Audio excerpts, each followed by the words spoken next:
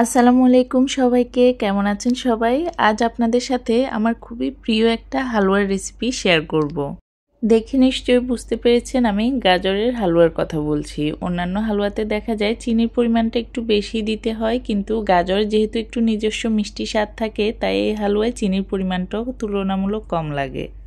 হালুয়া তৈরি করার জন্য এখানে আমি 4টা মিডিয়াম সাইজের গাজর নিয়েছি। তো গাজরগুলোকে ভালোভাবে ধুয়ে এর খোসাটা ফেলে দিয়েছি, এরপর দুই মাথার দুই অংশটা কেটে ফেলে দিয়েছি।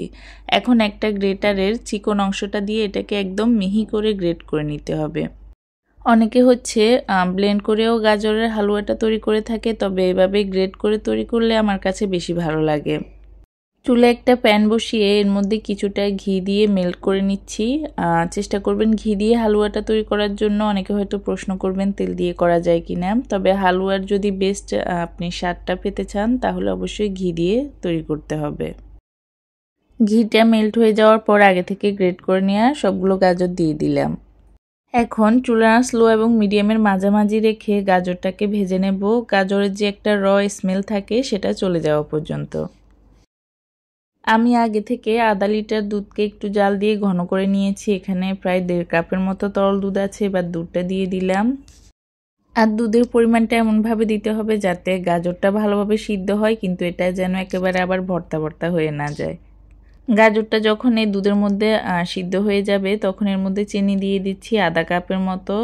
গাজরটা কি পরিমাণ মিষ্টি বা আপনার কি পরিমাণ মিষ্টি খেতে পছন্দ করেন সেই অনুযায়ী চিনিটা অ্যাড করবেন। আর এখানে দিয়ে দিচ্ছি 1 চিমটির মতো লবণ। অনেকে হয়তো হালুয়াতে লবণ ইউজ করেন না, তবে আমি সামান্য একটু দিয়ে থাকি।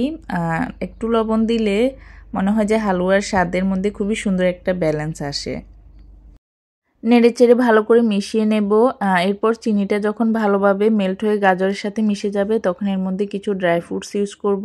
আমি এখানে বেশ কয়েক রকমের বাদাম নিয়েছি কাঠবাদাম কুচি, পেস্তা বাদাম কুচি আর কাজু বাদাম কুচি। আধা চা চামচের মতো দিয়ে দিলাম এলাচ গুঁড়া। আপনাদের কাছে যদি এলাচের গুঁড়াটা না থাকে তাহলে প্রথমে যখন ঘিয়ের মধ্যে গাজরটাকে ফ্রাই করবেন তখন ঘিয়ে 2-3টা আস্ত এলাচ দিয়ে দিলেই হবে। নামানোর কিছুক্ষণ আগে আরও কিছুটা পরিমাণ ঘি দিয়ে দিচ্ছি। শেষের দিকে যদি ঘিটা ইউজ করেন তাহলে খুবই সুন্দর একটা ফ্লেভার পাওয়া যায়। সবশেষে দিয়ে দিচ্ছি বেশ কিছুটা পরিমাণ মিল্ক পাউডার। আপনাদের হাতের কাছে যদি মাওয়া থাকে তাহলে গুঁড়া দুধের পরিবর্তে মাওয়াও ইউজ করা যাবে।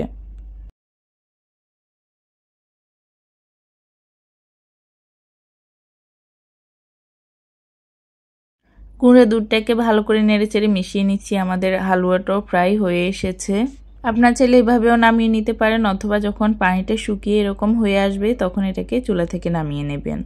সবাই অনেক বেশি ভালো থাকবেন। আল্লাহ হাফেজ।